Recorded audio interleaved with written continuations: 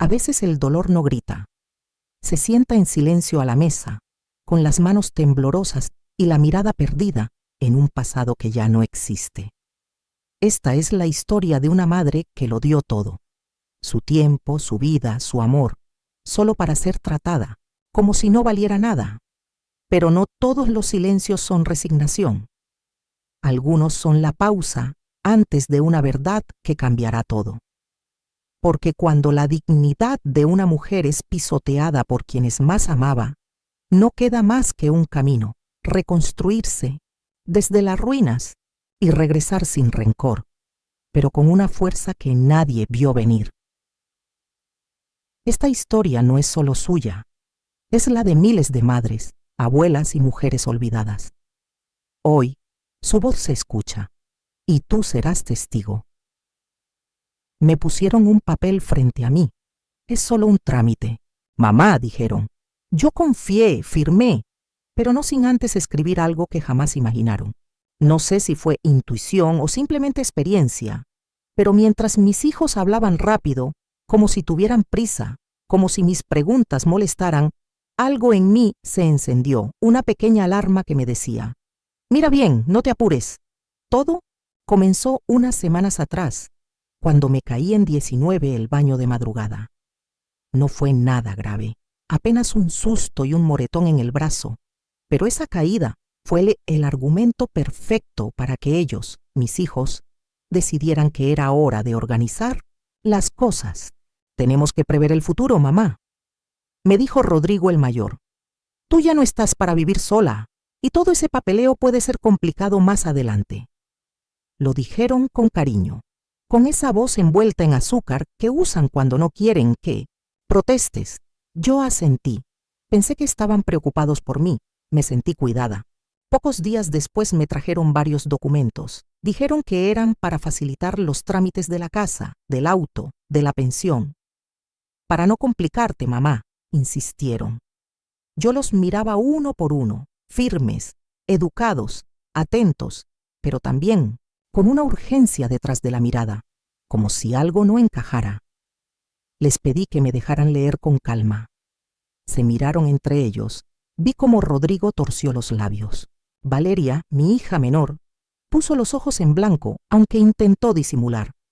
Mamá, son cosas técnicas. Nadie entiende eso, dijo ella con una risa nerviosa. Confía en nosotros. Confía en nosotros. ¿Qué frase más peligrosa cuando viene sin respuestas claras? Esa noche no pude dormir. Dejaron los papeles sobre mi mesa para que firmara tranquila. Al día siguiente, me levanté a medianoche, encendí la lámpara y los leí. Cada página con mis lentes bien puestos y mi corazón acelerado. Y ahí lo vi. Entre cláusulas y párrafos legales, descubrí que uno de esos documentos me quitaba el derecho sobre mi propia casa. Me convertía literalmente en una visitante con permiso, una firma, y ellos pasaban a ser dueños de todo. No lloré, no grité, no los enfrenté, solo pensé.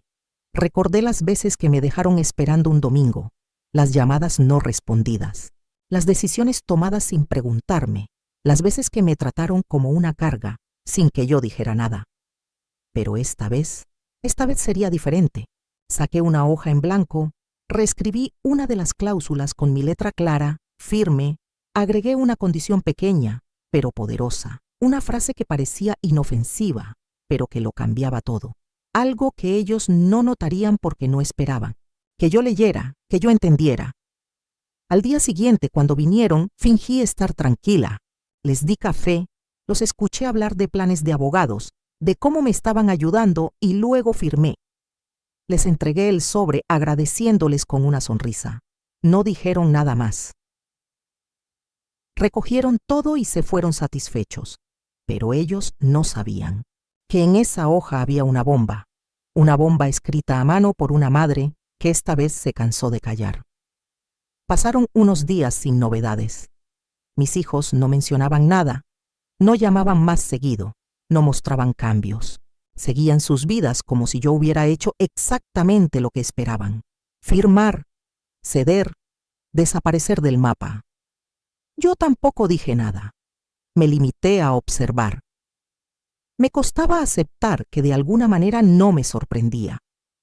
En el fondo, quizás siempre, supe que el cariño que me mostraban tenía límites, que había dejado de ser una prioridad, que ya no me veían como su madre, sino como un trámite pendiente. Una mañana, Valeria me llamó. Fue amable como siempre, pero había algo diferente en su tono. Mamá, ya tenemos todo listo con lo del traspaso. El abogado dijo que en unos días te llega una copia solo para que la guardes. Ah, sí. Qué bien, respondí disimulando mi ironía. Y bueno, también queríamos comentarte algo, dijo bajando la voz. Rodrigo y yo estuvimos hablando y creemos que sería mejor si vinieras a vivir con alguno de nosotros para que no estés sola. Ahí estaba el paquete completo. Quitarme la casa y luego ofrecerme una esquina en la suya, como si fuera una planta que se traslada de maceta. ¿Y cuál de ustedes dos sería el afortunado anfitrión? Bueno, en realidad pensábamos que podías rotar unos meses con él, unos conmigo. Así no se vuelve tan pesado para ninguno, tan pesado, como si fuera una carga, como si mi existencia pesara. Lo pensaré, respondí con tono neutro. Gracias por la preocupación, colgué. Me quedé mirando el teléfono. Mi mano temblaba, no de tristeza, sino de furia contenida, no por el plan en sí, sino por cómo lo disfrazaban de gesto noble, como si no me diera cuenta.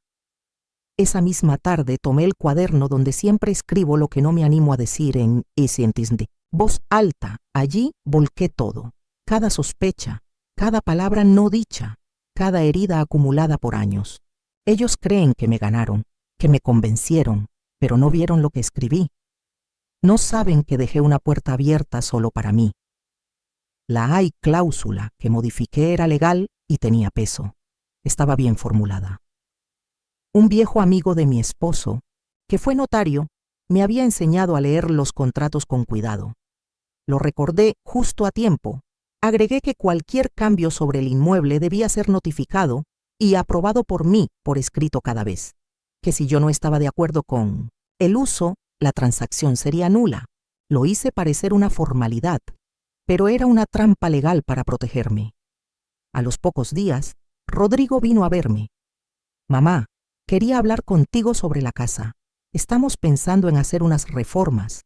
Tal vez alquilarla unos meses mientras tú te adaptas en el departamento de Valeria. Lo miré fijo. ¿Alquilarla sin preguntarme primero? Bueno, técnicamente ya no necesitas preocuparte de eso. Firmaste el traspaso, ¿recuerdas? Sonreí. ¿Y tú leíste lo que firmaste? Silencio. Te aconsejo que revises la cláusula 4 inciso C. Justo antes del cierre, frunció el ceño, sacó el teléfono y buscó el archivo digital. Sus ojos se movían rápido, pero su cara fue cambiando. Frío, sorpresa, confusión. ¿Qué es esto? Eso, querido, es mi manera de decir que todavía sé leer y que también sé protegerme. Pero no puedes cambiar así un documento sin avisar. No lo cambié después. Lo escribí antes de firmar. Tú dijiste que confiara. Yo confié en mi criterio. Rodrigo se quedó parado. No sabía si gritar, reír o salir corriendo. Mamá, esto complica todo. No lo equilibra. Esa noche dormí en paz. Por primera vez en años me sentí fuerte. No por haberlos vencido, sino por haberme escuchado a mí misma, por haber roto ese viejo hábito de complacer por miedo. Rodrigo se marchó sin decir adiós. Cerró la puerta con un golpe seco, como si aún creyera que el volumen podía devolverle el control. Yo me quedé sentada en mi sillón con una taza de té en las manos. Sentía una calma extraña, no euforia, no victoria, solo una serenidad nueva, como si me hubiera quitado de encima una manta pesada que llevaba años cubriéndome los hombros. No era ingenua. Sabía que aquello no había terminado, que Rodrigo y Valeria no iban a quedarse tranquilos, que iban a buscar otra manera, otra rendija, otro intento, y no me importaba. Ese día no cociné para nadie, no barrí la casa, no respondí mensajes, Me senté en el jardín con el sonido lejano del tianguis del domingo en la colonia y observé las plantas como cuando era joven. Recordé a mi madre que siempre decía, una mujer vale por lo que se calla, pero se libera por lo que decide decir. Esa noche Valeria me llamó. Mamá, ¿qué hiciste? Su voz era distinta, ya no era dulce ni disfrazada, era directa, casi rabiosa. ¿A qué te refieres? Rodrigo me contó la cláusula. ¿Por qué hiciste eso sin hablarlo con nosotros? ¿Y por qué ustedes decidieron traspasar todo sin hablarlo realmente conmigo? Silencio. Solo queríamos ayudarte. Balbuceó al fin. No querían controlarme. Y lo peor es que pensaron que yo no me daría cuenta. No es así, Valeria. Cariño, lo es. Y no me duele el intento. Me duele que ustedes, mis propios hijos, hayan asumido que su madre era una mujer tonta, fácil de engañar. Ella suspiró al otro lado del teléfono. Pude imaginarla sentada, nerviosa, con la pierna temblando y el ceño fruncido. No fue por maldad, no fue por comodidad, por egoísmo, por esa costumbre que tienen de tratarme como si ya no tuviera voz. La conversación terminó sin acuerdo, pero algo había cambiado. Por primera vez yo había dicho las cosas sin suavizarlas, sin endulzarlas para que dolieran menos. Y eso fue libertad. Al día siguiente decidí salir. Fui a la biblioteca municipal de Coyoacán. Caminé con paso lento pero seguro. Saludé a viejos conocidos. Nadie lo sabía, pero yo sentía que era una nueva versión de mí misma la que caminaba por esas calles. En la biblioteca encontré un libro sobre mujeres mayores que reescribieron su destino después de los 70, historias reales inspiradoras. Me senté a leer con avidez. Una de ellas decía, no fue el mundo quien me dio la espalda. Fui yo quien por años dejé de girar para mirar de frente. Volví a casa con ese pensamiento. Me preparé una tamales oaxaqueños que había guardado en el congelador y me senté en la mesa sola, pero por dentro estaba más acompañada que nunca. Mientras comía, sonó el timbre. Era mi nieta Renata, la hija de Valeria. Tenía los ojos tristes. Abuela, ¿puedo quedarme un rato contigo? Asentí. Entró sin decir más. Se sentó a mi lado y después de unos minutos de silencio me dijo, mamá está furiosa. Dice que no entiende por qué hiciste lo que hiciste. ¿Y tú? Le pregunté mirándola con ternura. Yo sí entiendo, de verdad. Sí, porque te vi, abuela. Vi cómo te apagabas, cómo hacías todo por ellos y apenas sí te miraban. Yo también pensé que era normal, pero ahora veo que no lo era. Me emocioné, me tomó la mano. Yo no quiero ser como ellos, abuela. Quiero que me enseñes cómo ser diferente. Y ahí lo supe. Que aunque mis hijos quizás nunca cambiaran, la siguiente generación sí podía ver, sí podía entender. Esa noche escribí una frase nueva en mi cuaderno. No lucho por venganza. Lucho para que alguien alguna vez diga, ella me enseñó a no callar. La visita de Renata me dejó una sensación cálida en el pecho. Saber que ella había visto lo que otros no querían ver me confirmó que no todo estaba perdido, que la semilla de la conciencia podía germinar incluso en medio del egoísmo. Pero la calma no duró mucho. 2 días después, Rodrigo vino a verme. No estaba solo. Lo acompañaba un hombre joven trajeado con un maletín de cuero y un rostro que no me inspiró nada bueno. Mamá, este es el licenciado Gálvez, nuestro abogado, dijo Rodrigo sin rodeos. Queremos revisar algunos detalles del documento que firmaste. El abogado me saludó con una sonrisa forzada. Le ofrecí pasar y nos sentamos en la sala. Yo con mi cuaderno en las manos, ellos con carpetas y papeles. Señora, hay un punto que nos llamó la atención, empezó el abogado. Esta cláusula final, la del inciso C, no estaba prevista en el borrador original. Así es, respondí. Yo la redacté a mano, sin el consentimiento de las otras partes, con mi propio consentimiento, que es el que vale, porque sin mi firma nada de esto tendría validez. Rodrigo se agitó en su asiento. Mamá, esto puede traer problemas legales. Lo hiciste sin asesoría, sin avisarnos. ¿Acaso ustedes me asesoraron cuando decidieron redactar un documento que me convertía en una intrusa en mi propia casa? El abogado intentó intervenir, pero lo detuve con un gesto firme. Doctor, no necesito explicaciones. Lo que hice fue completamente legal y lo puedo probar. Tengo copia del documento. Tengo testigos de que lo firmé de forma voluntaria y plena. Tengo incluso pruebas de que fui presionada para firmarlo rápidamente sin leer. Rodrigo me miró furioso.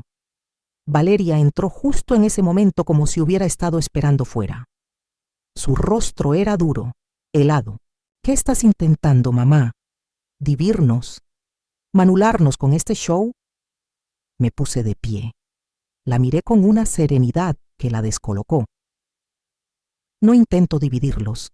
Ustedes ya se dividieron solos cuando decidieron excluirme de las decisiones. Lo único que hago ahora es poner límites. Eres nuestra madre. Deberías confiar en nosotros. Y ustedes deberían haber actuado como hijos, pero me trataron como una firma útil. Nada más. Valeria quiso responder, pero sus palabras se ahogaron. Tal vez porque en el fondo sabía que todo lo que decía era verdad.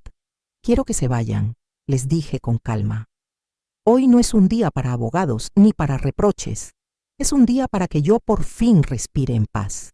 El abogado recogió sus cosas en silencio. Rodrigo murmuró algo que no escuché bien. Valeria salió sin mirar atrás. Cerré la puerta con firmeza, no con rabia, sino con dignidad. Fui a la cocina, herví agua y me preparé un té.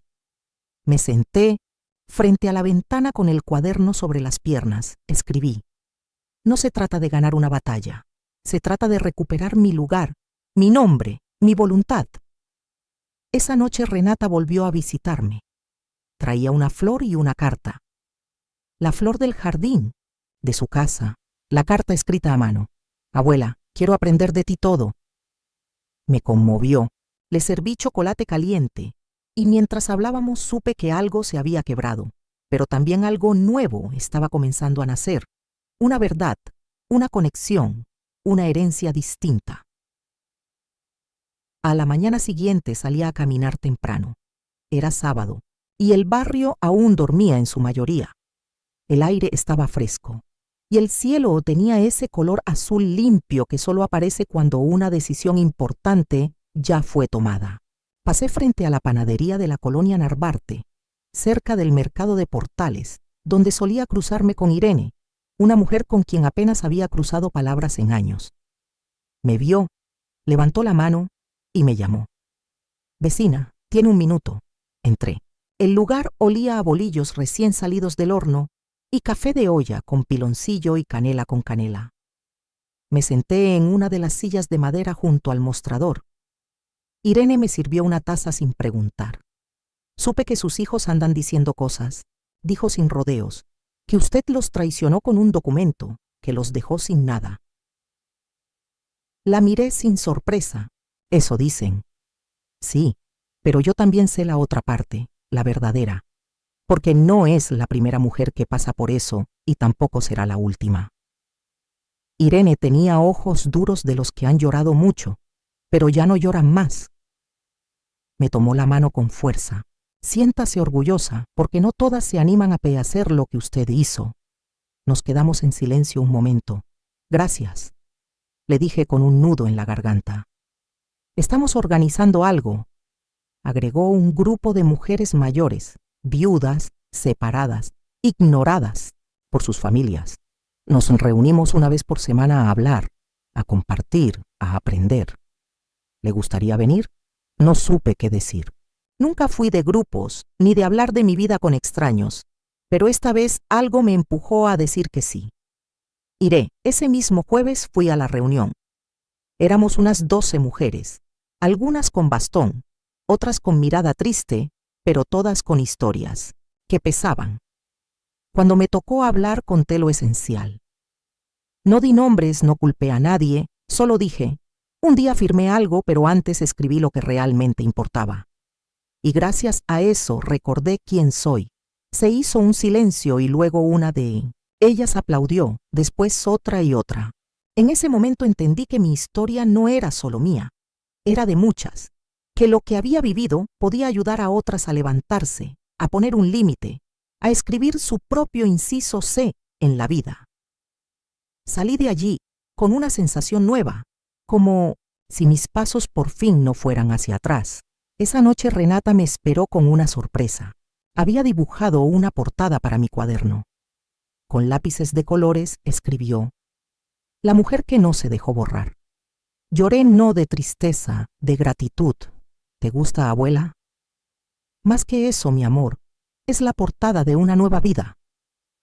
La abracé fuerte y supe que aunque mi casa aún tuviera rincones fríos, mi corazón empezaba a llenarse de luz, porque ahora ya no caminaba sola. Pasaron unas semanas de silencio.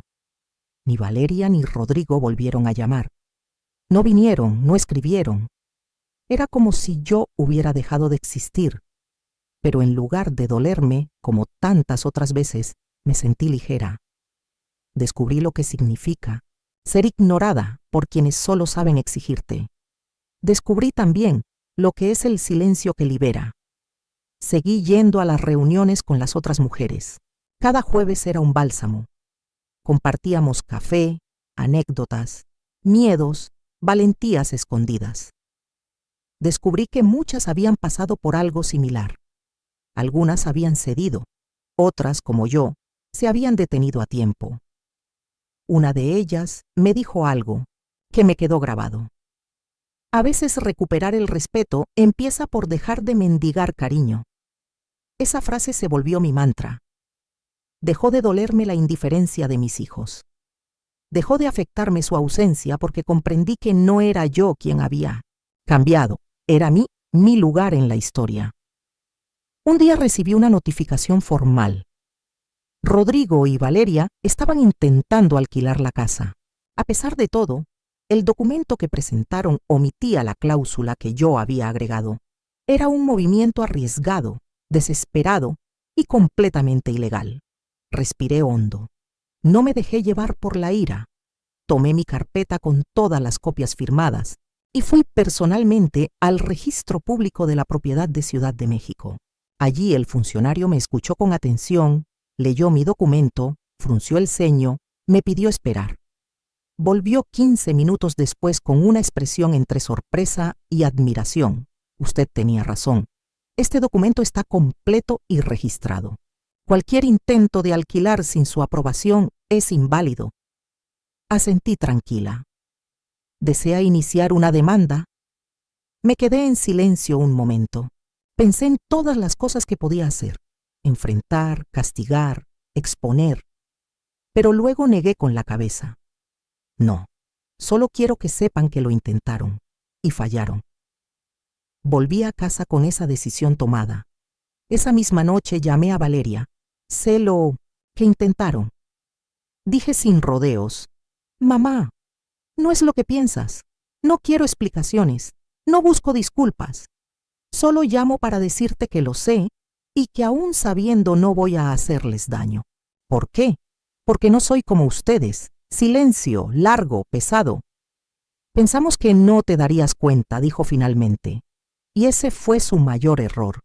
Colgué con suavidad. Me serví una copa de vino. Me senté en el jardín. Miré las estrellas como cuando era niña. Me sentí plena, no por haber ganado, sino porque por fin había dejado de perderme a mí misma. Esa noche escribí: no necesito castigar. Mi mayor justicia es seguir de pie, sin miedo, sin rencor y sin ceder. Estaba revisando una vieja caja de fotos cuando encontré el sobre. Era pequeño, amarillento por los años, y llevaba mi nombre escrito con la letra inclinada de Tomás. Mi esposo no recordaba haberlo visto antes. Quizás lo había guardado entre tantas cosas después de su muerte, sin saber lo que contenía. O quizás simplemente había llegado el momento justo para encontrarlo. Lo abrí con manos temblorosas. Dentro había una carta breve escrita con tinta azul y mucho amor. Amor mío, si estás leyendo esto, significa que el tiempo siguió su curso. Yo ya no estoy, pero tú sí, y eso me da paz.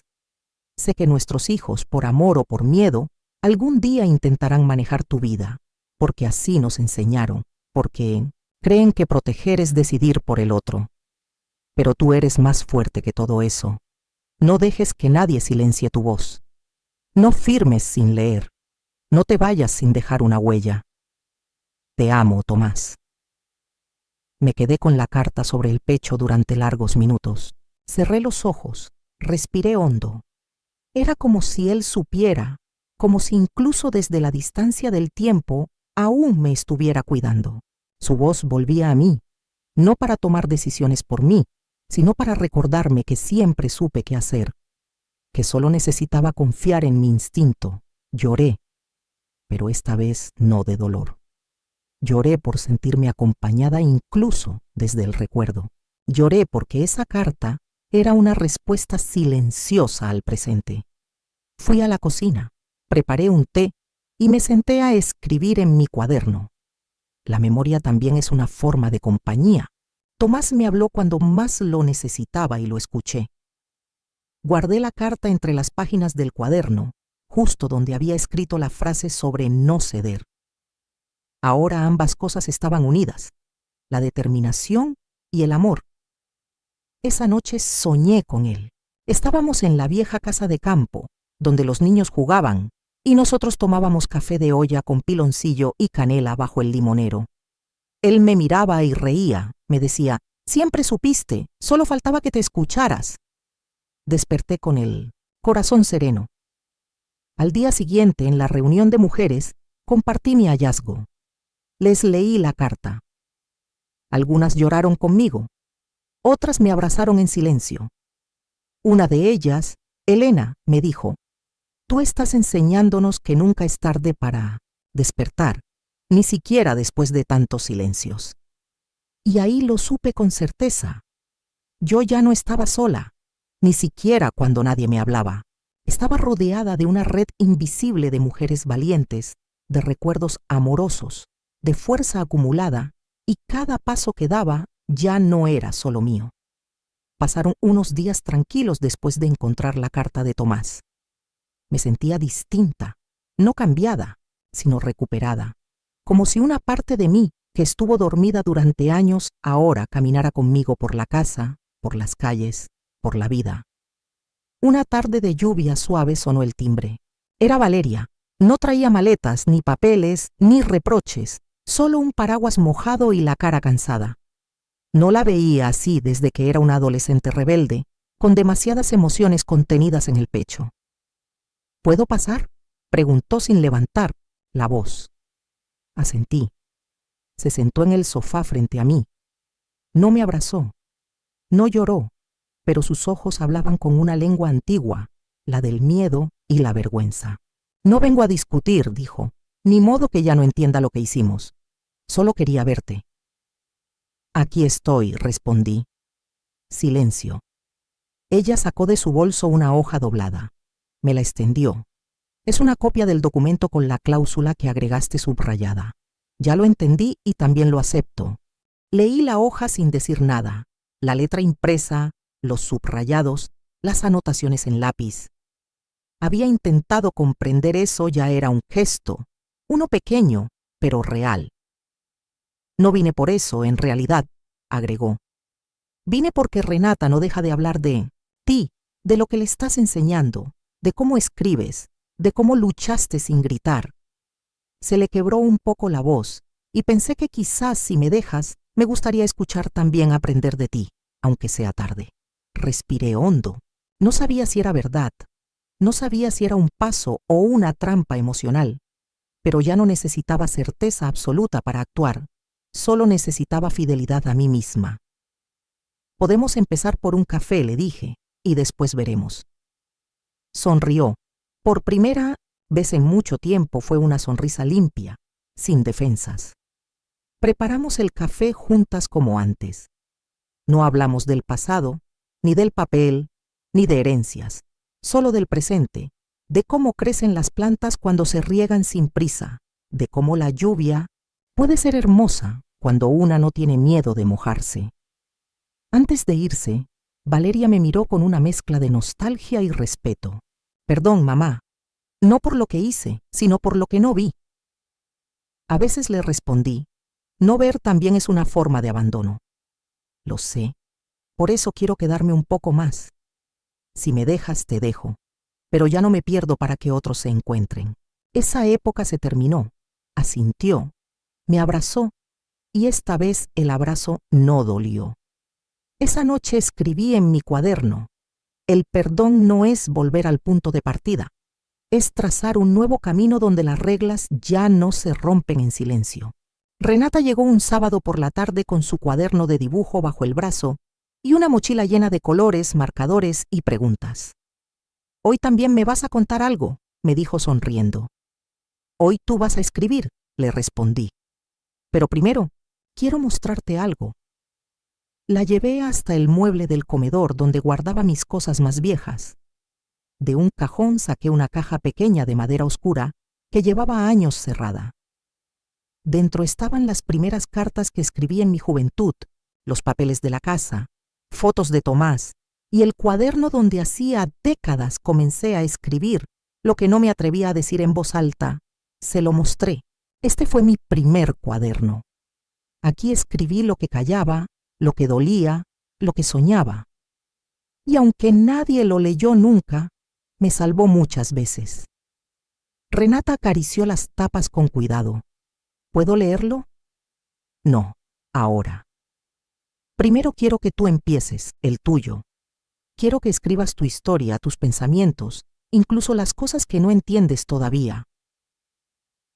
Ella asintió con entusiasmo, abrió su cuaderno nuevo y empezó a escribir con letra grande. Mi abuela me enseñó a no quedarme callada. Me emocioné. Nos sentamos en la mesa una frente a la otra y escribimos en silencio durante un rato. Luego le conté cosas que nunca antes había dicho de mi infancia, de mis miedos cuando me casé, de cómo fue criar a Valeria y Rodrigo sin manual, sin descanso y muchas veces sin compañía. Le hablé del día en que firmé ese papel y de cómo mi instinto me gritaba que algo no estaba bien. ¿Y por qué no dijiste que no?, preguntó Renata. Porque las mujeres de mi época aprendimos que decir no era ser egoísta, que ceder era amar. Pero ahora entiendo que protegerse también es amar. Y ahora sí sabrías decir que no. Ahora no solo lo sé, ya lo hice. Sonrió. Me abrazó por el cuello. Cuando yo sea grande, quiero ser como tú. No, mi amor, quiero que seas mejor, que no tengas que esperar 74 años para escucharte. Más tarde, Renata me ayudó a regar las plantas. En una maceta nueva plantamos juntas un jazmín. Este lo cuidamos entre las dos. Dijo, sí, y cuando florezca, será nuestra señal de que todo lo que sembramos con amor da frutos. Esa noche, antes de dormir, volví a leer la carta de Tomás y luego escribí en mi cuaderno. Hoy le pasé la antorcha a Renata, no de fuego, sino de voz, que la lleve donde yo no pude llegar, que nunca firme lo que no entiende, que nunca calle lo que la here y que siempre sepa que valía la pena. Esa mañana desperté antes del amanecer. Abrí la ventana y el aire estaba frío, pero no cortante. Era un frío limpio, de esos que hacen que una respire hondo y sienta que está viva. Me puse mi rebozo favorito, ese que me tejió mi madre hace tantos años. Me preparé un café de olla con piloncillo y canela bien cargado y me senté en el jardín con el sonido lejano del tianguis del domingo en la colonia. Y ahí estaba el jazmín que Renata y yo habíamos plantado con su primer brote blanco asomando, tímidamente entre las hojas verdes. Sonreí. No era solo una flor, era una promesa. Desde aquel día en que firmé ese papel con mi propio inciso escondido, muchas cosas cambiaron. Valeria ahora me llama cada semana. A veces viene a tomar café, a veces solo para escuchar. Todavía no hablamos de todo, pero el silencio ya no duele. Es un silencio lleno de intento. Rodrigo. Bueno, él todavía no ha vuelto. Lo entiendo. Algunos hijos necesitan más tiempo para mirarse al espejo. pero no le guardo rencor porque por primera vez en mi vida sé que el perdón no se trata de los otros, sino de una misma. La casa sigue siendo mía, no por los papeles, sino porque aquí está mi historia, mis pasos, mis cicatrices, mis libros marcados con frases que me salvaron, mis plantas que crecieron, aunque a veces me olvidé de regarlas. Renata viene todos los domingos, me lee lo que escribe. A veces son historias tristes, otras poemas torpes pero dulces, y cada palabra suya me recuerda que todo esto valió la pena. Un día me dijo: abuela, cuando sea grande, no voy a dejar que nadie me haga sentir pequeña. Y yo supe que mi trabajo estaba hecho. No necesito aplausos ni homenajes. Solo el silencio tranquilo del alma cuando sabe que al final del camino no se traicionó. Hoy escribí la última página de mi cuaderno. Me engañaron para firmar, pero fui yo quien escribió el final. No con odio, no con venganza, con memoria, con coraje, con amor por mí misma. Cerré el cuaderno, lo guardé en la misma caja de madera donde estaba la carta de Tomás, y mientras el sol subía lentamente, entendí que esta historia no era solo mía. Era de todas las mujeres que alguna vez creyeron que callar era amar. De todas las madres que dieron todo y recibieron tan poco. De todas las abuelas que desde su silencio aún pueden enseñar a resistir y a florecer. Porque esta vez la que firmó fui yo, y esta vez lo que escribí cambió todo. Hoy ya no guardo rencor. Solo gratitud. Gratitud por haber aprendido que la dignidad no se mendiga, que el amor verdadero nunca hiere, y que incluso desde las cenizas una mujer puede renacer con más fuerza que nunca. No volví para que me pidieran perdón. Volví para recordarme a mí misma que aún tengo voz, que aún tengo vida, y que aún tengo derecho a escribir mi propio final. Gracias por acompañarme en esta historia. Si alguna vez te han hecho sentir invisible, recuerda esto. No necesitas venganza, necesitas valor. Y ese valor ya habita en ti. Gracias por escuchar. Esta historia de alguna manera también es tuya.